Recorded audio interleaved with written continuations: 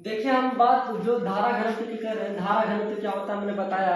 अब धारा घनत्व जे बराबर क्या होगा, आई बाई ए। आई बाई क्या होता है, ए। इसका अगर मात्रा देखा जाए, अगर इसका मात्रक देखा जाए, इस धारा घनत्व का मात्रक क्या होगा, तो आई का मात्रक क्या होता है, एम्पियर। आई का मात्रक क्या होता है, एम्पियर। क्या होता है, आई का मात्रक एम्पियर। और ए क्या है, एरिया। अच्छा वहां एक क्या था, एरिया मतलब इस गोले का एरिया, इस वृत्त का एरिया। तो एरिया का क्षेत्रफल होता है मीटर स्क्वायर, मतलब लंबाई भी मीटर से नापा जाए, चौड़ाई मीटर, तो मीटर मीटर बराबर मीटर स्क्वायर हो जाता है। तो इसका मात्रक क्या होगा, एम्पियर प्रति मीटर स्क्वायर। किसका मात्रक हो गया, धारा घनत्व का। अब धारा घनत्व का हम एक क्वेश्चन लेते हैं, चलिए उस पर लगाते हैं, देखिए क्या होता है। हम क्वेश्चन जब पढ़ेंगे तो हम कोई भी क्वेश्चन पढ़ेंगे तो हम सबसे पहले उसके यूनिट पे जाएंगे, उसके मात्रक पे जाएंगे।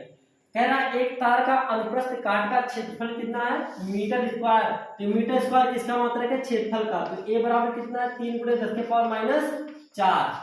3 × 10⁻⁴ मीटर स्क्वायर।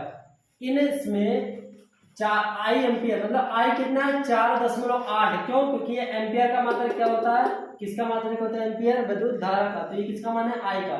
क्या रहा है, जे का मान होता है, किसका मान बताइए, जे का। तो जे बराबर क्या होता है, आई बाई ए। क्या होता है, आई बाई ए। आई का मान है 4.8, ए का मान कितना है, 3 × 10⁻⁴।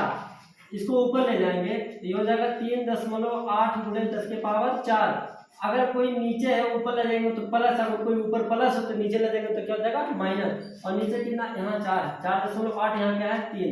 अगर हम इसको काटेंगे तो ये हो जाएगा 3 × 3.3 × 18, 1.6 × 10⁴। इसका मात्रक क्या होगा, एम्पियर। इसका मात्रक क्या होगा, एम्पियर प्रति मीटर स्क्वायर।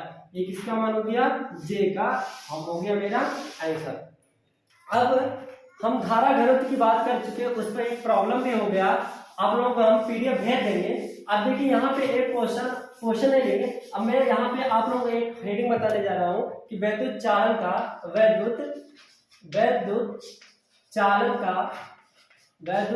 का मुक्त इलेक्ट्रॉन मॉडल क्या होता है। ये मुक्त इलेक्ट्रॉन है, अभी मैं बताता हूँ ये मुक्त इलेक्ट्रॉन है क्या। अगर हम किसी धातु की बात करें और इसमें आप लोगों को बहुत वेरी इंपॉर्टेंट ये हेडिंग है, इसमें हम सब कुछ कवर कर देंगे।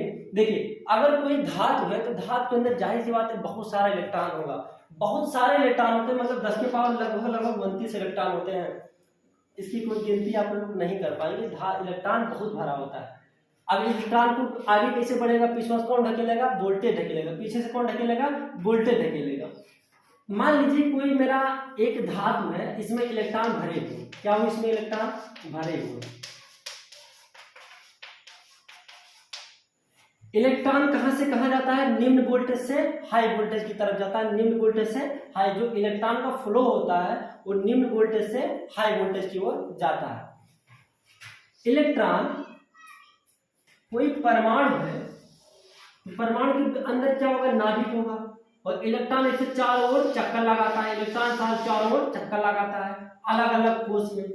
तो जो नाभिक के पास होगा इलेक्ट्रॉन और जो चक्कर लगाएगा वृत्तीय पथ पर, उसका आकर्षण बल, मतलब कि जो नाभिक होता है, नाभिक को जब वो नजदीक रहेगा तो ज्यादा मजबूती से रहेगा। अगर थोड़ा और दूर करें तो उसकी मजबूती थोड़ा घटती जाएगी। जैसे कोई चुंबक है, अगर मैं इसको यहीं पर रखूं तो चपक जाएगा। थोड़ा और दूरी बढ़ाते जाए तो क्या आपस में चपक पाएंगे, मतलब उनका आकर्षण का गुण कम होता जाएगा।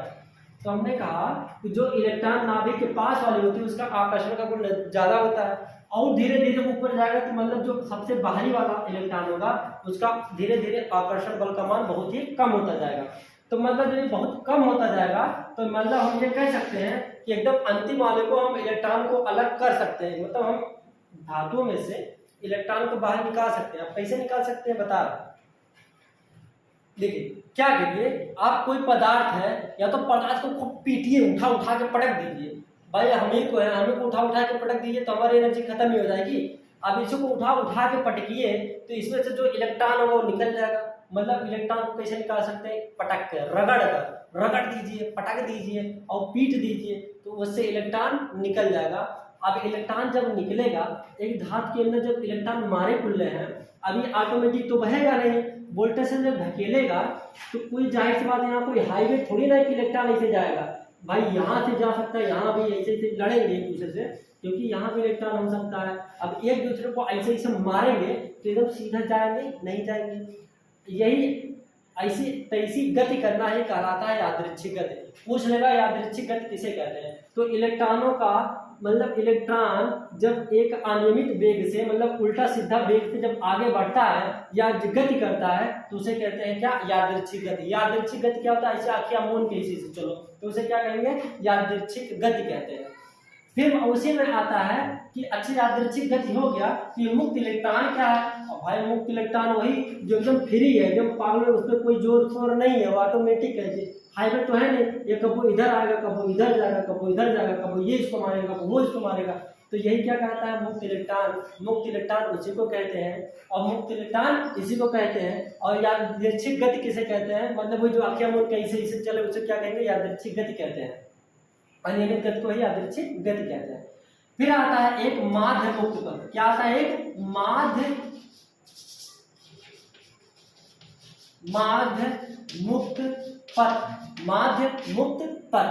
तो ये देखिए क्या कहता है कि जब दो क्रमागत टक्करों के बीच की दूरी होगी। अच्छा ये कैसे, दो क्रमागत मतलब एक इलेक्ट्रॉन जब इसको मारेगा, भाई लड़ेगा तो जाहिर सी बात है क्योंकि बहुत इलेक्ट्रॉन जैसे आगे बढ़ेगा आगे वाले को ठेल देगा। ये इलेक्ट्रॉन जब इसको ठेलेगा तो कितना दूरी चला, ये कितना दूरी चला, मतलब ये इलेक्ट्रॉन इसको थोड़ा बड़ा दिखाते हैं। ये इलेक्ट्रॉन जब इसको मारेगा, जब ठेलेगा उसको उतना दूर, तो जितना दूरी तय किया वही कहलाता है माध्य पथ। वो क्या कहलाता है, माध्य पथ। लेकिन अगर इसका औसत लिया जाए कि दो क्रमागत टक्करों की औसत दूरी को, तो उसे कहते हैं माध्य मुक्त पथ। उसे क्या कहते हैं, माध्य मुक्त पथ, फ्री मीन पाथ। और दूरी को क्या कहते हैं, दूरी को कहते हैं पाथ। किसका पथ, फ्री पाथ। अच्छा ये हो गया। अब उसी में आता है कि श्रांति काल क्या होता है। क्या, श्रांति काल। शांति काल नहीं, श्रांति काल। ये श्रांति काल क्या है, काल आगे मतलब काल क्या होता है, समय होता है। काल मतलब क्या होता है, समय, भूतकाल भविष्य काल और वर्तमान काल। तो ये काल क्या है, समय। एक श्रांति काल क्या, फिजिक्स में आ गया तो चलो इसको भी लपेट देते हैं। देखिए ये कहता है दो क्रमागत इलेक्ट्रॉनों के टक्करों, जब ये इसको ठेलेगा तो कुछ समय लेगा कि नहीं लेगा, कुछ तो समय लेगा ना। अब कितना सेकंड ले रहा है, कितना समय ले रहा है, तो वही जो समय होता है, औसत समय होता है, वही कहलाता है श्रांति काल। दो इलेक्ट्रॉनों के टक्करों की औसत, जो टक्करों की जो औसत समय होता है वही कहलाता है श्रांति काल। श्रांति काल को टाउ से रिप्रेजेंट करते हैं। किससे रिप्रेजेंट करते हैं, टाउ से। और माध्य मुक्त पथ को लैम्बडा से रिप्रेजेंट करते हैं। किससे, लैम्बडा से रिप्रेजेंट करते हैं। फिर एक आता है, इसमें ही आता है एक अनुगमन वेग, बहुत ही इंपॉर्टेंट है सब। अनुगमन वेग क्या होता है, ये अनुगमन वेग क्या है, ध्यान से देखिए अनुगमन वेग क्या है। अच्छा ये कोई अगर चालक ऐसे रखा है तो ऑटोमेटिक बहेगा, नहीं बहेगा, उसके लिए हमें बैटरी लगानी पड़ेगी। उसके लिए हमें बैटरी लगानी पड़ेगी। अब बैटरी में हो गया तो इसका कोई वोल्टेज होगा, इसका कोई वोल्टेज होगा। ये माइनस से प्लस, जो धारा बहती है वो माइनस से प्लस की ओर बहती है, मतलब धारा इधर बहेगी, धारा इधर बहेगी। मान लीजिए आई, और जब ये धारा इधर बहेगी तो ये बी है ना, ये बी माइनस है, मतलब इधर वाला लो वोल्टेज है। इधर वाला क्या है, लो वोल्टेज। इधर वाला क्या है, लो वोल्टेज, मतलब निम्न विभव। इधर क्या है, निम्न विभव, इधर निम्न विभव, और उधर क्या है, उच्च विभव। उधर क्या है, उच्च विभव। देखिए मैंने बताया जो इलेक्ट्रॉन बहेगा किधर से किधर बहेगा, निम्न विभव से उच्च विभव की ओर। लेकिन इसमें जो वैद्युत धारा हो इधर से इधर आएगी। सही हो गया। अभी मैं पहले ही बताया हूं, अगर इलेक्ट्रॉन इधर बहेगी तो वैद्युत धारा की दिशा इधर होगी, अगर इलेक्ट्रॉन इधर बहेगी तो वैद्युत धारा इधर होगी। अभी मैंने फिर एक चीज बताया कि जो इलेक्ट्रॉन बहता है निम्न विभव से उच्च विभव पर जब बहेगा, मतलब इलेक्ट्रॉनों की गति इधर होगी तो वैद्युत धारा देखिए इधर ही आ रहा है, इधर ही आ रहा है कि नहीं आ रहा, आ रहा है। तो जब निम्न विभव से उच्च विभव इलेक्ट्रॉन बहेगा तो उसमें एक क्षेत्र उत्पन्न हो जाता है जिसका नाम होता है वैद्युत क्षेत्र। वैद्युत क्षेत्र का होता है। क्षेत्र मतलब क्या होता है, एरिया। जैसे आप मेरे यहाँ एरिया में आ जाएंगे तो हम क्या कहेंगे, आप हमारे एरिया में आ गए, मतलब आप हमारे, मतलब हमको पहचान सकते हैं। किसी से पूछ लेंगे तो हम हमको जानेंगे।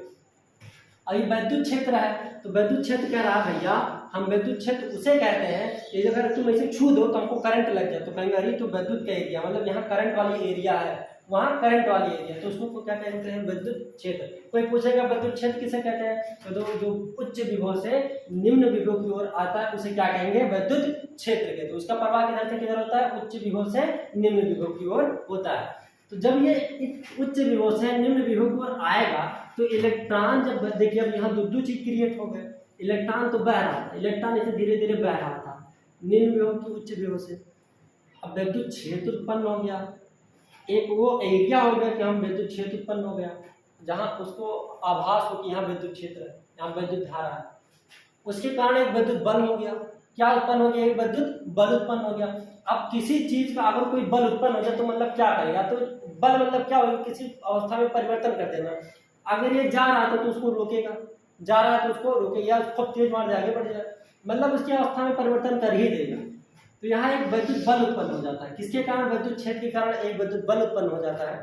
अब जब बल पढ़े हो तो बल बराबर क्या होता है, ma, तो विद्युत बल के कारण एक त्वरण उत्पन्न हो जाता है। ये त्वरणवा क्या करता है, इस जो बह रहा था इसको रोकता है, इसे पकड़ के खींचता है, इसे खींचेगा काम दे दे का के लिए, तो इलेक्ट्रॉन धीरे धीरे जाता है, इलेक्ट्रॉन धीरे धीरे जाता है। तो इसके धीरे धीरे सूक्ष्म वेग को ही कहते हैं अनुगमन वेग। इसको क्या कहते हैं, अनुगमन वेग। अनु मतलब धीरे धीरे, गमन मतलब चलना, और वेग मतलब वेग से धीरे, इलेक्ट्रॉनों का धीरे धीरे बहना, आगे की ओर जाना ही क्या कहलाता है, अनुगमन वेग। इसको अनुगमन वेग को ड्रिफ्ट वेलोसिटी कहते हैं। क्या, ड्रिफ्ट वेलोसिटी, इसलिए इसको वीडी से रिप्रेजेंट करते हैं, वी से वेलोसिटी, डी से ड्रिफ्ट। अब मैं एक अलग क्लास लूंगा और पार्ट 2 में हम लोग डिस्कस करेंगे कि और इसका संपूर्ण और इसका न्यूमेरिकल लगवाएंगे। तो चलिए मिलते हैं अगला, हम जय हिंद जय भारत।